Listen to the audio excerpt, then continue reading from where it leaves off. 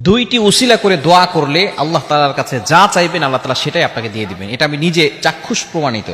আমি যখনই কোনো বিপদে পড়ে যাই আমি এই দুইটি উসিলা করে আল্লাহর কাছে দোয়া করি। আপনি যদি এই উসিলা করে দোয়া করতে পারেন অবশ্যই আল্লাহ পাক রব্বুল আলামিন আপনার চাওয়া পাওয়াগুলো কবুল করে নেবেন। অনেকে আছেন কঠিন বিপদে পড়ে গেছেন, দোয়া করছেন, দোয়া কবুল হচ্ছে না। বিভিন্ন ভাবে আপনি আল্লাহর কাছে চাচ্ছেন কিন্তু অনেকেই পাচ্ছে, আপনি পাচ্ছেন না। এরকম হয় কি হয় না? এরকম যদি হয় আপনি কষ্টে নিপতিত হবেন না। আপনি মনে করবেন না যে আপনার রব আপনাকে ছেড়ে দিয়েছে।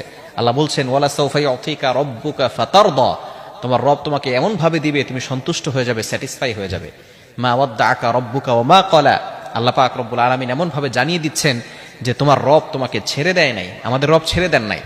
যদি কোনো ব্যক্তি বারবার চাওয়ার পরেও ওই ব্যক্তি না পায় তাহলে মনে করতে হবে যে তার এই চাওয়াটা আল্লাহ তাআলার কাছে খুব বেশি পছন্দ হয়েছে, জন্য বারবার সে যে চাচ্ছে এটা আল্লাহ তাআলার কাছে খুব ভালো লাগতেছে, এই জন্য তাকে একটু লেট করে দিচ্ছে। আপনি হতাশ হবেন, আল্লাহর উপরে ভরসা রাখবেন।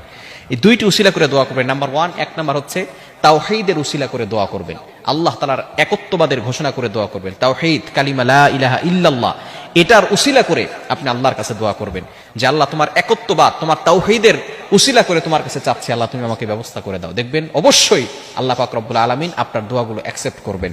নাম্বার টু, দ্বিতীয় নাম্বার হচ্ছে রাসূল সাল্লাল্লাহু আলাইহি সাল্লামকে উসিলা করে দোয়া করা।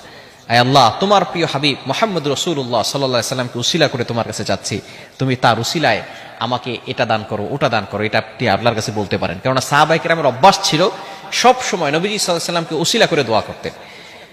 আব্বাস রাদিয়াল্লাহু তাআলা, নবী সাল্লাল্লাহু আলাইহি সাল্লামের চাচা আব্বাস রাদিয়াল্লাহু তাআলা, তিনি যখন বৃষ্টি হতো না তখন তার কাছে যদি কেউ বলতো যে আপনি বৃষ্টির জন্য দোয়া করেন, তখন তিনি বৃষ্টির জন্য আল্লাহর কাছে দুহাত তুলে বৃষ্টির জন্য দোয়া করতেন, আয় আল্লাহ তোমার প্রিয় হাবিব মুহাম্মদ রাসূলুল্লাহ সাল্লাল্লাহু আলাইহি ওয়াসাল্লামের উসিলা করে আমাদেরকে বৃষ্টির ব্যবস্থা করে দাও। এভাবে দোয়া করতেন আর আল্লাহ পাক রব্বুল আলামিন বৃষ্টির ব্যবস্থা করে দিতেন।